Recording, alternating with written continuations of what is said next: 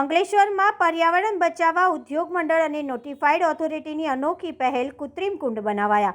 ગણેશ મહોત્સવની ઉજવણી દરમિયાન પર્યાવરણનું રક્ષણ કરવા માટે અંકલેશ્વર નોટિફાઈડ એરિયા ઓથોરિટી અને ઉદ્યોગ મંડળ દ્વારા એક પ્રશંસનીય પહેલ કરવામાં આવી છે।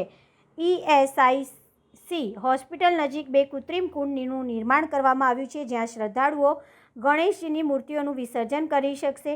આ કુંડ ખાસ કરીને 5 ફૂટ સુધીની ઊંચાઈ ધરાવતી ગણેશ પ્રતિમાઓના વિસર્જન માટે બનાવવામાં આવ્યા છે। આ સુવિધાનો મુખ્ય હેતુ નદી અને અન્ય જળાશયોમાં થતા જળ પ્રદૂષણને અટકાવવાનો છે।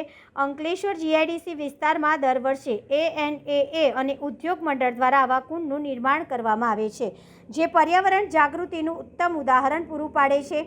વિસર્જન બાદ આ કુંડમાં એકઠી થયેલી મૂર્તિઓનો વૈજ્ઞાનિક પદ્ધતિથી નિકાલ કરવામાં આવશે। આનાથી નદીઓ અને તળાવોમાં મૂર્તિઓ, રંગો અને અન્ય પૂજા સામગ્રીથી થતું પ્રદૂષણ અટકાવવામાં મદદ મળશે।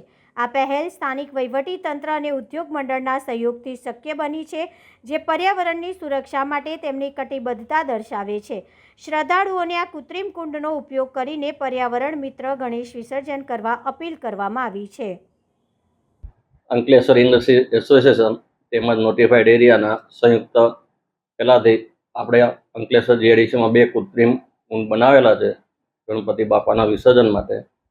અને ગયા વર્ષે લગભગ 2175 જેવા નાની મોટી મૂર્તિઓનું વિસર્જન વૈજ્ઞાનિક ઢબે કરેલું, જેમાં DPMC, પોલીસ, સિક્યુરિટી તેમજ GPCB ના સંયુક્ત સહયોગથી ને આ કાર્ય પાર પાડવાનું છે। એનો વૈજ્ઞાનિક ઢબે આપણે નિકાલ કરીશું।